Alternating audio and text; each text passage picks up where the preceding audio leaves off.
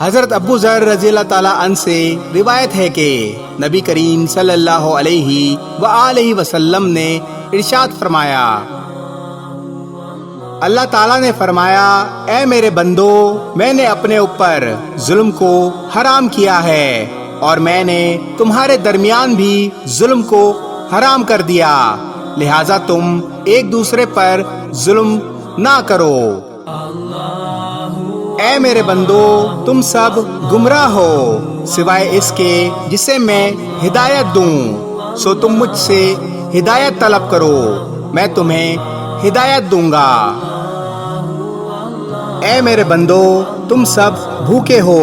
سوائے اس کے جسے میں کھانا کھلاؤں، بس تم مجھ سے کھانا طلب کرو، میں تمہیں کھلاؤں گا۔ اے میرے بندو، تم سب بے لباس ہو سوائے اس کے جسے میں لباس پہناؤں، لہٰذا تم مجھ سے لباس مانگو، میں تمہیں لباس پہناؤں گا۔ اے میرے بندو، تم سب دن رات گناہ کرتے ہو اور میں تمام گناہوں کو بخشتا ہوں، تم مجھ سے بخشش طلب کرو، میں تمہیں بخش دوں گا۔ اے میرے بندو، تم کسی نقصان کے مالک نہیں ہو کہ مجھے نقصان پہنچا سکو، اور تم کسی نفع کے مالک نہیں کہ مجھے نفع پہنچا سکو۔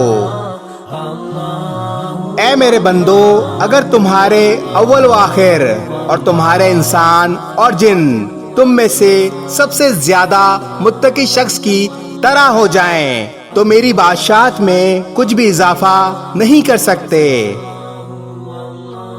اے میرے بندو، اگر تمہارے اول و آخر تمہارے انسان اور جن تم میں سے سب سے زیادہ بدکار شخص کی طرح ہو جائیں تو میری بادشاہت سے کوئی بھی چیز کم نہیں کر سکتے۔ اے میرے بندو، اگر تمہارے اول و آخر تمہارے انسان اور جن کسی ایک جگہ کھڑے ہو کر مجھ سے سوال کریں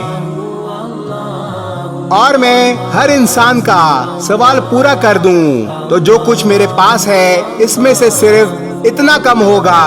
جس طرح سوئی سمندر میں ڈال کر نکالنے سے اس میں کمی ہوتی ہے۔ اے میرے بندو، یہ تمہارے اعمال ہیں جنہیں میں تمہارے لیے جمع کر رہا ہوں، پھر میں تمہیں ان کی پوری جزا دوں گا، اور ایسا اس وجہ سے ہے کہ میں سخی بزرگ ہوں، میں جو چاہتا ہوں کرتا ہوں، میرا دینا صرف کہہ دینا ہے اور میرا عذاب صرف کہہ دینا ہے۔ کسی چیز کے لیے جب میں چاہتا ہوں تو میرا حکم یہی ہے کہ میں کہتا ہوں ہو جا، بس وہ ہو جاتی ہے۔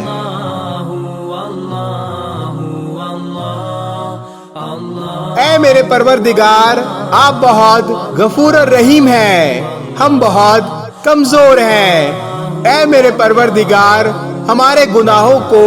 معاف فرما دیجئے، آمین۔ اس ویڈیو کو شیئر ضرور کریں، ہو سکتا ہے آپ کے ایک شیئر سے یہ بات کسی کے دل میں اتر جائے۔